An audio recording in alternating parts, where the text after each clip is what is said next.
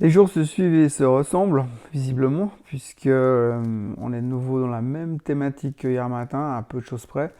Bon, l'histoire de Novavax, elle est un peu retombée, puisque globalement, on a eu une ouverture assez spectaculaire hier après-midi à plus 16%, donc sur cette fameuse société qui est en train de développer un vaccin contre le coronavirus, ouvert à plus 16%, terminé à plus 4%.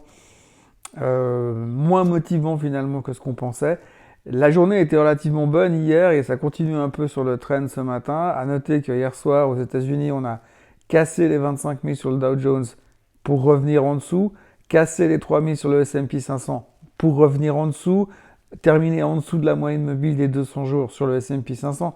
On voit bien que globalement, on arrive à des niveaux où c'est un petit peu difficile de passer, malgré tout ce qu'on entend à côté, puisque l'optimisme est toujours terrible. C'est vraiment le mot qui ressort aujourd'hui, c'est optimisme. On ne parle que de ça.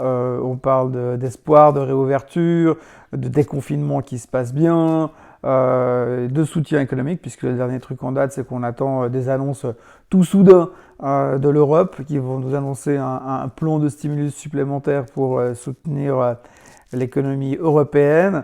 Donc, pas mal, ouais, vraiment beaucoup d'optimisme en fait. Bon, on est toujours à des niveaux qui sont spectaculairement élevés, qui font presque un peu peur, ouais, qui font carrément peur aujourd'hui. Si on regarde purement techniquement, on a l'impression qu'on est en train de faire des reversals puis qu'on est en train de toucher le plafond. Mais pourtant, quand on lit les médias aujourd'hui, le sentiment est toujours extrêmement bullish.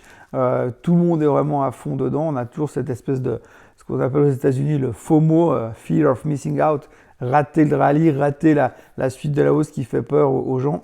Et aujourd'hui, on continue à avoir beaucoup d'optimisme, vraiment, sur le marché. Pourtant, on sent quand même 2-3 signes de faiblesse pour le moment.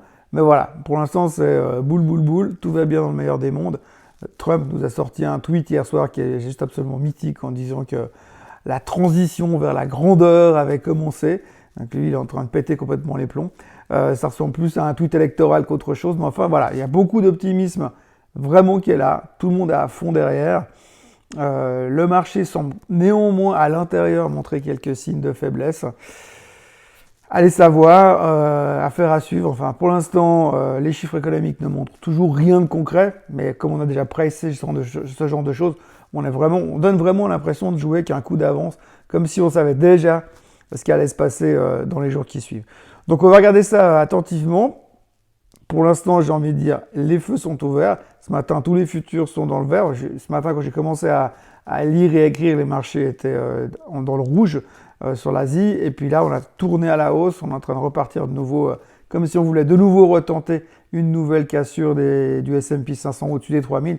Il est vrai que pour se rassurer, ce serait bien qu'on puisse passer en dessus, voire dans le meilleur des cas terminer la semaine au-dessus des 3000 points sur le S&P et 25 000 sur le Dow Jones. Comme ça, tout le monde serait euphorique pour la semaine prochaine. Voilà, c'est tout pour aujourd'hui. Je vous souhaite une très belle journée et puis on se retrouve demain à la même heure, au même endroit. Bye bye.